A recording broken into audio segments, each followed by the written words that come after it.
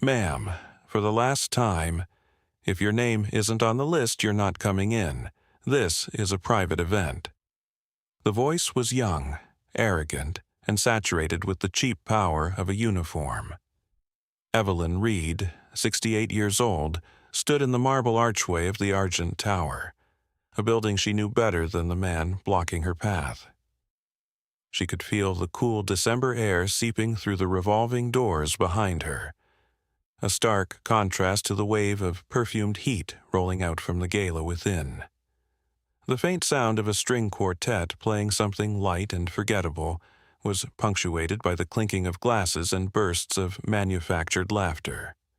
Her party, her music, her guests. The security guard, whose name tag read Thorne, puffed out his chest. He was a caricature of authority, all sharp angles and starched fabric.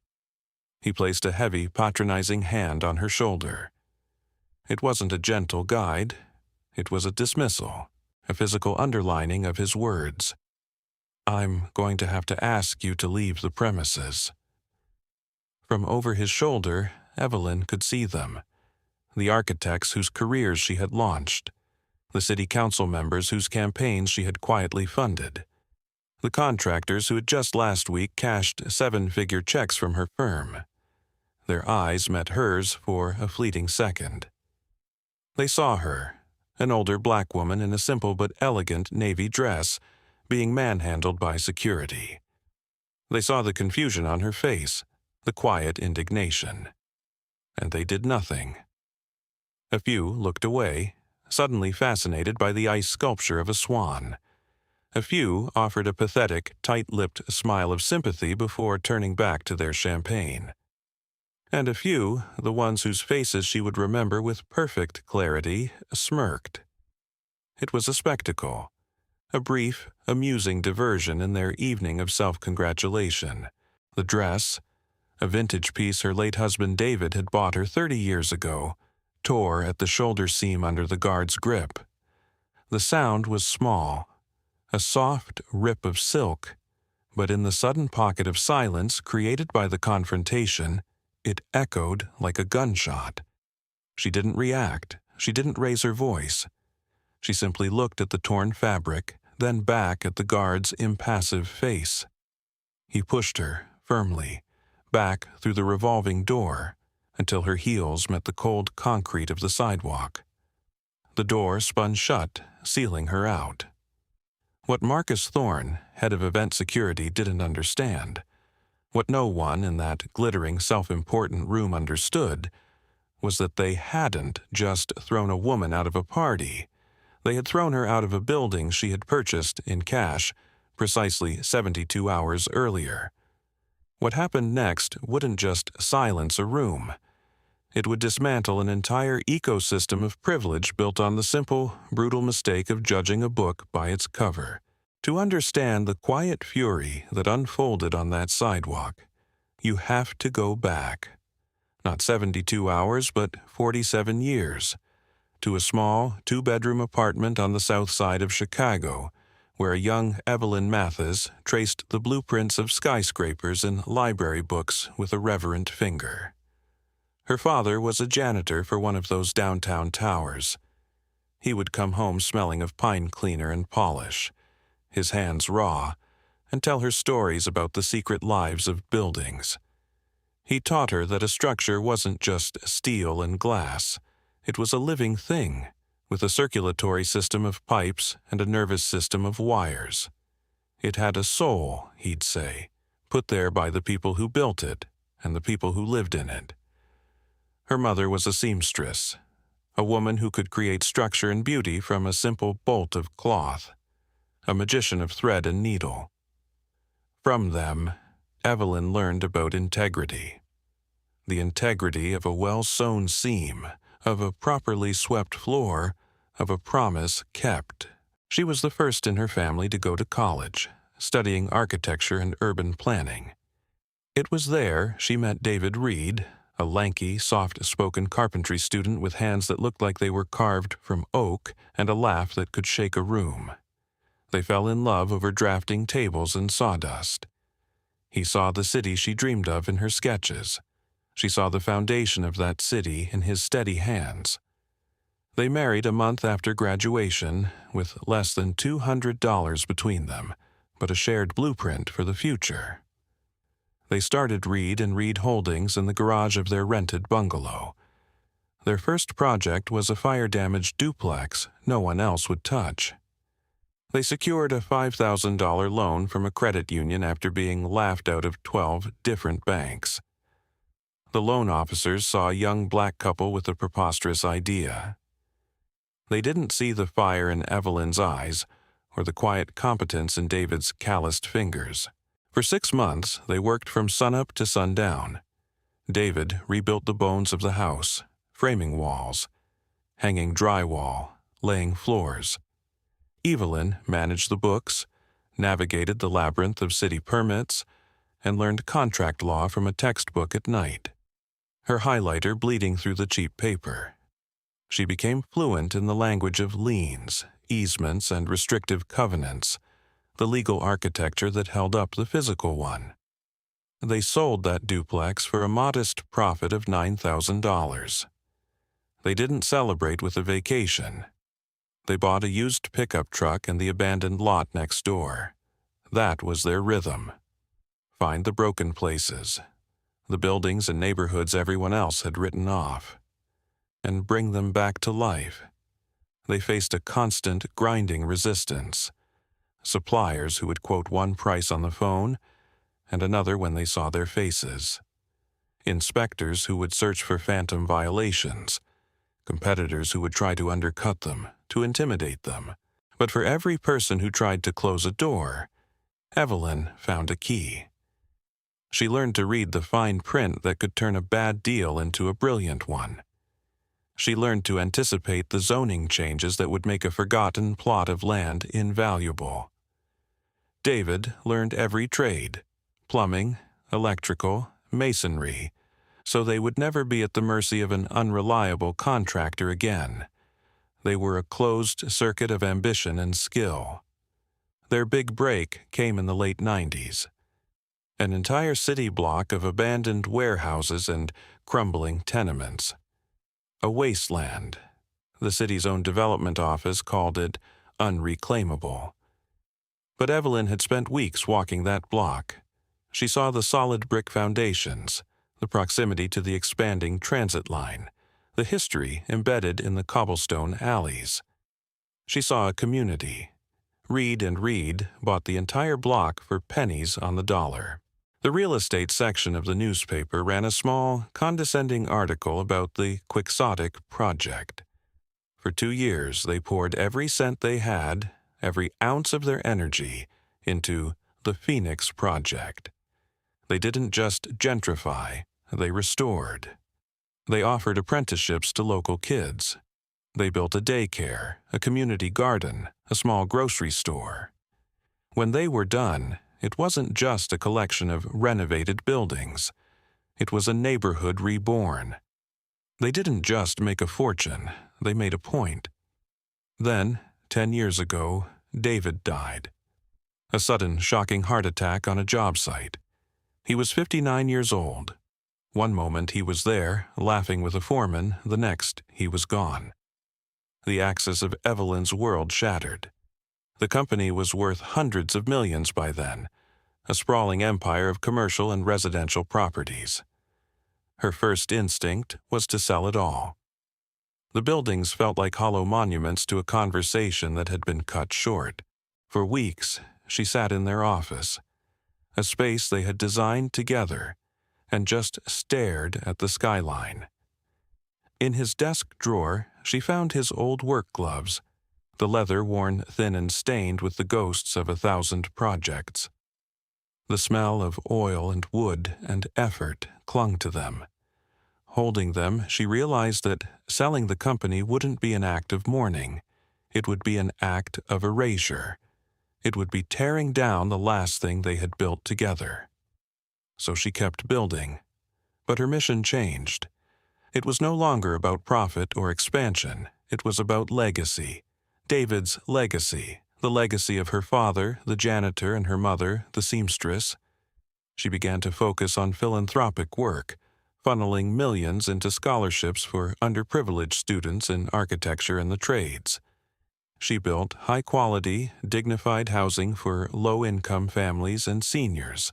She became a silent force in the city, her name attached to foundations and charities, but her face remained largely unknown. She hated the galas, the press conferences, the performance of philanthropy. Her wealth was a tool, not an identity. Her daily routine was a testament to this. She still drove herself, not in a Maybach, but in a 10-year-old Lincoln sedan. At 5 a.m., while the city slept, she would drive. She'd visit her properties, not to inspect them, but to feel them. She knew the names of the night doormen.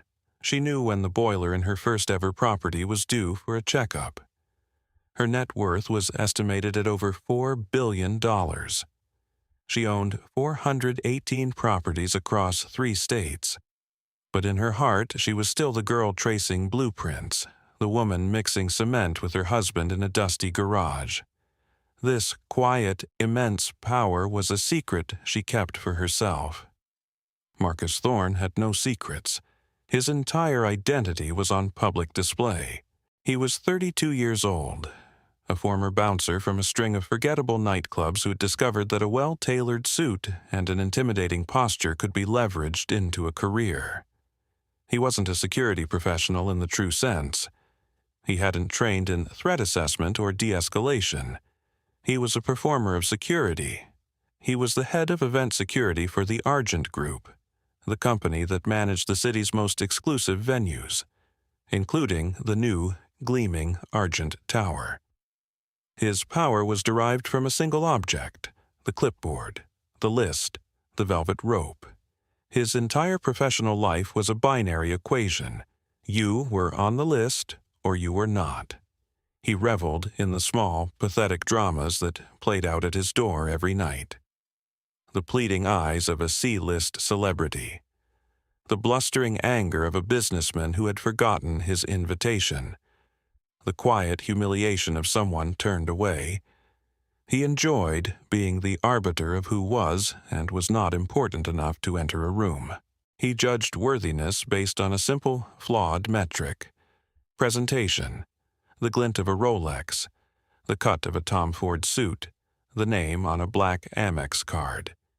He had a small, loyal audience of wealthy regulars who found his brand of stern, unyielding gatekeeping to be a sign of the venue's exclusivity. They liked that he was firm. They saw it as a feature, not a bug. His fatal flaw was a complete lack of curiosity. He never wondered who the people he admitted or rejected actually were. He only cared what they looked like. He saw a uniform, a title, a brand name. He never saw the person. To him, Evelyn Reed, arriving without a motorcade, without an entourage, dressed in a simple, elegant dress that whispered its expense rather than shouting it, registered as a nobody. A mistake. A problem to be removed. The event that night was the inaugural gala for the David Reed Urban Vision Fund, the centerpiece of Evelyn's philanthropic efforts. It was meant to be a celebration and a fundraiser, bringing together the city's biggest developers and contractors to pledge support for her mission of building sustainable, community-focused housing. Evelyn had just closed the deal on the Argent Tower 3 days prior. It was a symbolic purchase. The tower stood on the very ground where a block of working-class homes, including the apartment of a childhood friend, had been demolished 40 years ago to make way for a sterile corporate park that eventually failed. For Evelyn, buying it wasn't a trophy, it was a reclamation.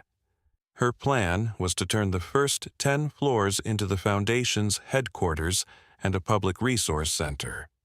She was late to her own party for a reason only her assistant Sarah knew. A water pipe had burst at one of her seniors' residences across town.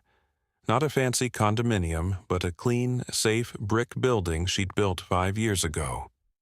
She didn't send a manager. She went herself. She stood in 2 inches of water with the superintendent, a man named George, and helped him find the shutoff valve, her practical leather flats soaked through. She spoke to the elderly residents, reassuring them, promising them the repairs would be done by morning, and that they'd all be put up in a comfortable hotel for the night. She left only when the emergency plumbers had arrived and George had the situation under control. That's why she arrived at the Argent Tower flustered, her hair slightly damp from the leaky ceiling, her mind still on pipe fittings and displaced tenants. She had her invitation in her clutch, but in her haste, she'd left the clutch in the car. She approached the grand entrance, expecting to simply give her name and walk in. She saw Marcus Thorne standing like a tin soldier, clipboard in hand. "Good evening," she said, her voice warm despite her rush. "Evelyn Reed." Marcus scanned his list. Once, twice, his eyes flickered over her, taking in the simple dress, the lack of extravagant jewelry, the sensible shoes. His brow furrowed. "I don't have an Evelyn Reed on the list." "There must be a mistake," she said patiently. "I'm the host of the event. This is for the David Reed Foundation." A smirk played on his lips. It was a look she'd seen 1,000 times before, in the faces of loan officers, city clerks, and rival developers. It was the look of dismissive, unearned authority. "Right, ma'am. Everyone's the host tonight. I need to see an invitation or a photo ID that matches the guest list." "My invitation is in my car," she explained. "But if you just ask the event coordinator, Sarah Jenkins, she can confirm who I am." "I'm not leaving my post," he said flatly. His voice grew louder, drawing the attention of the guests mingling just inside the door. This was his stage. "Ma'am, I'm not going to ask you again. If your name isn't on the list, you're not coming in. This is a private event." A small crowd was now gathering. She recognized Robert Vance of Vance Construction, a man to whom she had awarded a $12 million contract just last month. He caught her eye, a flicker of recognition in his face, before he turned away, whispering something to his wife that made her laugh. She saw others. People who had sat in her boardroom, eaten her catered lunches, and praised her vision. They watched now with a detached, cruel curiosity. This was the moment the fabric of civility tore. "Young man," Evelyn said, her voice dropping, losing its warmth and gaining a cold, hard density. "I understand you have a job to do, but you are making a grave mistake." This was a challenge to his authority, and he couldn't abide it. He took a step forward, invading her personal space. "The only mistake here is you refusing to leave." And that's when he put his hand on her shoulder. That's when he shoved her. That's when the silk tore, the sound, the gasp from a few onlookers, the ripple of snickers, the bright flash of a smartphone camera from the back of the small crowd. It was all a blur of calculated humiliation. He pushed her out into the December night. The revolving doors spun, a glass cage showing her fragmented glimpses of the party inside, the laughter, the champagne, the glittering lights of a world she had built, a world that was now locking her out. She stood on the cold sidewalk, the wind whipping at her torn dress. For a full 30 seconds she did nothing. She just breathed. The anger was a hot, white knot in her chest. The humiliation was a cold stone in her stomach. She saw her car parked 100 feet away. She could get in. She could drive home to her quiet, empty house. She could let them have their party in her building, on her dime. She could write it all off as another painful lesson in a lifetime of them. She could choose the quiet dignity of retreat. This was the moment that mattered more than what followed. More than the phone call, more than the firings, more than the financial ruin she was about to unleash. It was the choice, made in the cold and the dark, between absorbing an injustice and answering it. She thought of David. She thought of his worn-out gloves. He never walked away from a fight that mattered. She thought of her father, his tired hands, and her mother, her patient strength. They had taught her to build things that last, and you don't let termites infest your foundation. She straightened her back. She didn't reach for her car keys. She reached into her handbag and pulled out her phone, an older, practical model. Its screen glowed in the dark. With a steady hand, she found the contacts she needed. The physical gesture was small, almost imperceptible. She pulled her thin shawl tighter around her shoulders, a small act of gathering herself, of preparing for what came next. The room inside had already forgotten her. The music swelled again. The laughter resumed. The spectacle was over, or so they thought. She made one call. It rang twice. "Ben," she said, her voice calm and clear, betraying none of the fury inside her. "It's Evelyn." On the other end was Benjamin Carter, her lawyer for the last 20 years, a man as sharp and unforgiving as a shard of glass. "Evelyn, is everything all right? You should be at the gala." "I am at the gala, or I was," she said, a hint of ice in her tone. "We have a problem at the Argent Tower." "A problem with the acquisition? Did something fall through?" "No, the acquisition is fine," she said, looking up at the gleaming facade of her new building. "The problem is with the current occupants. It's time to change the locks." There was a beat of silence on the other end of the line as Ben Carter, a man who had seen Evelyn Reed dismantle corporate raiders and stubborn city councils with surgical precision, understood exactly what she meant. "I'm 10 minutes away," he said. "Don't move." "I've already been moved," she replied and hung up. She waited. 7 minutes, not a second more. The main doors of the Argent Tower, not the revolving one she had been pushed through, but the grand double-height ceremonial doors, swung open with force. The chatter from the party faltered. The string quartet tapered off into a confused silence. It wasn't security. It was Benjamin Carter, his face a thundercloud, dressed in a suit so sharp it could cut diamonds. And behind him, looking pale and utterly terrified, was Daniel Henderson, the building manager for the former owners, the man who had handed Evelyn the keys less than 3 days ago. Ben Carter didn't stop to talk to anyone. He strode directly to the small stage where the quartet had been playing, took the microphone from its stand, and tapped it twice. The sharp sound echoed through the now silent hall. Every head turned towards him. "Good evening," he began, his voice amplified, filling every corner of the vast room. It was not the voice of a partygoer. It was the voice of a verdict. "My apologies for the interruption. For those of you who don't know me, my name is Benjamin Carter. I'm chief counsel for Reed and Reed Holdings." A murmur went through the crowd. They knew that name. It was the name on their contracts. "I am here tonight on behalf of the new owner of this building." He paused, letting the words hang in the air. "As of 3 p.m. this past Tuesday, the Argent Tower was sold. It is now the sole property of Miss Evelyn Reed." He turned and pointed directly at the main doors, and there, stepping back into the warmth, her posture erect, her face unreadable, was Evelyn. The torn shoulder of her dress was now a badge of honor, a scarlet letter for their collective sin. A wave of shock rippled through the room. Jaws literally dropped. Champagne glasses froze halfway to lips. Robert Vance, the contractor who had snickered, looked like he had seen a ghost.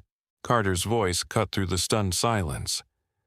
Tonight's gala was intended to be a celebration of that acquisition and the launch of the David Reed Foundation's new headquarters. "Unfortunately," he said, his eyes scanning the crowd, seeming to make contact with every single person, "there appears to have been a gross misunderstanding at the door, regarding the host of this event. His gaze landed on Marcus Thorne, who was standing, frozen, near the entrance, his face ashen. "The building's security contract with Citadel Security is hereby terminated, effective immediately. Mr. Thorne, you and your staff will vacate the premises. Now." Marcus stood paralyzed, his performative authority evaporating under the harsh lights. He opened his mouth, but no sound came out. Two of his own junior guards, understanding the seismic shift in power, began to edge away from him. But Carter wasn't finished. This wasn't just about the guard. It was about the audience. Miss Reed has also had a sudden and profound change of heart regarding her professional partnerships for the upcoming fiscal year. He held up a tablet. "I have here the official guest list for this evening. In a few moments, Miss Reed and I will be reviewing it against security footage from the front entrance, time-stamped approximately 15 minutes ago. If you were a witness to the unacceptable treatment of Miss Reed, the owner of this building, your host, and for many of you, your most significant client, and you chose to respond with amusement or indifference, consider any and all pending and future contracts with Reed and Reed Holdings to be null and void." The silence in the room was no longer stunned. It was funereal. The air crackled with the sound of fortunes turning to dust.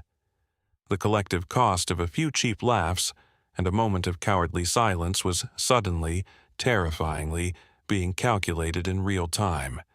It was an $80 million smirk. It was a $50 million chuckle. "My office will be in touch tomorrow," Carter concluded, his voice dropping to a near whisper that was somehow more menacing. "Enjoy the rest of your evening." He set the microphone down. The feedback squealed for a second, the only sound in a room of 200 people holding their breath. Marcus Thorne, stripped of his power, his future in ruins, was escorted out a side door, not by his own men, but by the building's terrified former manager. He left in disgrace, with no goodbye. The party was over. 3 weeks later, the fallout was still settling. The story had gone viral, not just in the city's business journals but across social media, framed by the now infamous line, "They threw her out of a building she bought with cash." Citadel Security's stock had dropped 12%. Robert Vance's company lost not only the $30 million in pending contracts with Reed and Reed, but was now facing a crisis of confidence from its other clients. Reputations, carefully curated over decades, were shattered overnight. Evelyn Reed was not celebrating. She was working. The $87 million in contracts she had canceled were not reabsorbed into her company's profits. In a move that shocked the city once again, she publicly announced the creation of the Second Chance Initiative. The entire sum was redirected into a new grant and seed funding program specifically for minority and women-owned construction and architecture startups, the very kind of small, ambitious firms that were routinely shut out by the old boys network she had just dismantled. There was a montage of new beginnings. A young Latina architect, whose brilliant designs had been dismissed by larger firms, weeping as Evelyn handed her a check for $500,000 to start her own practice. A team of black contractors who had been struggling to get bonded for a major project, standing proudly at a groundbreaking ceremony funded by the initiative. The opulent, soulless lobby of the Argent Tower was gutted. In its place, a public gallery was being built, one that would tell the story of the neighborhood that had been there before, with photos and histories of the families who had been displaced. Her loyal assistant, Sarah, was promoted to executive director of the foundation, given the power and resources to run it with compassion and efficiency. Evelyn was building again, but now she was building ladders for others. 1 year later, the Argent Tower. The same grand doors, the same marble floors. But the feeling was different. The air was not thick with arrogance and perfume, but with the quiet hum of purpose. Evelyn stood near the entrance, not as a guest or a host, but as a guardian. She was watching a young woman, no older than 20, approach the reception desk. The young woman was nervous, clutching a portfolio to her chest. She was dressed in a simple, neat blazer, clearly her best, but not designer. A new security chief, a woman in her 50s with a kind face and professional demeanor, greeted the student warmly. "Can I help you, miss?" I'm here for an interview," the student stammered, "for the David Reed Visionary Scholarship." Before the receptionist could reply, Evelyn stepped forward. The student looked up at her, her eyes wide with a mixture of awe and fear. Evelyn smiled, a genuine, warm smile that reached her eyes. "Are you Amara?" she asked gently. The student nodded, speechless. "I'm Evelyn Reed. I saw your portfolio.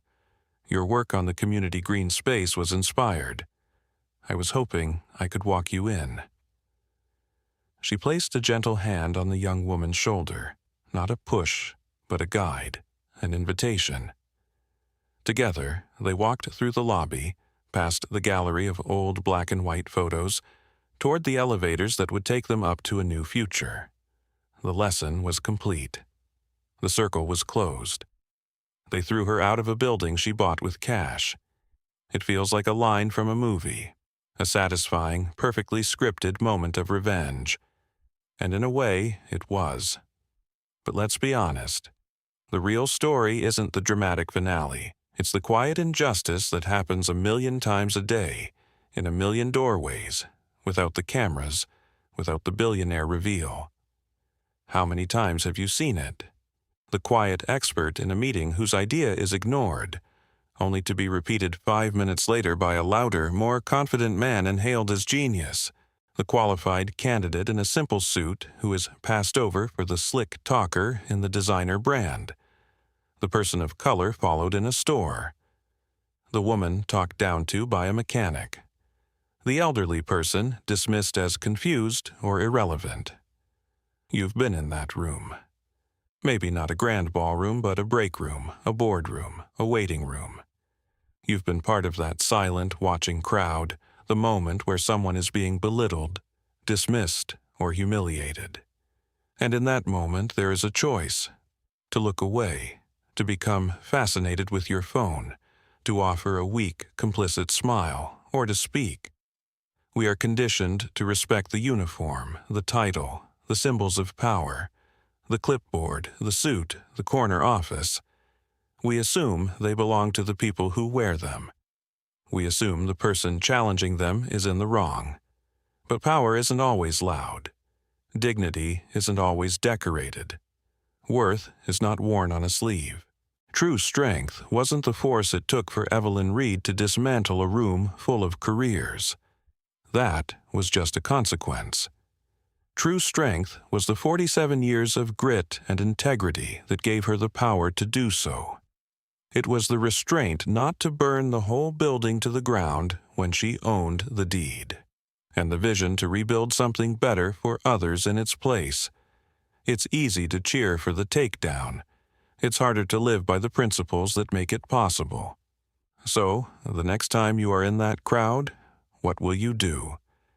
When you see the casual dismissal, the unearned arrogance, the quiet humiliation, will you be a spectator? Will you watch the show? Or will you be the one who steps forward and says, "There must be a mistake"? Will you be the one who remembers that you never, ever know who you're talking to? Share this story if you believe that character is more important than credentials. Comment below with the time you saw quiet strength win the day. And subscribe for more stories that remind us to look past the surface. Because the most powerful people in the room are often the ones who don't need to prove it. Hashtag quiet strength. Hashtag underdog reveal. Hashtag justice served. Hashtag Evelyn Reed.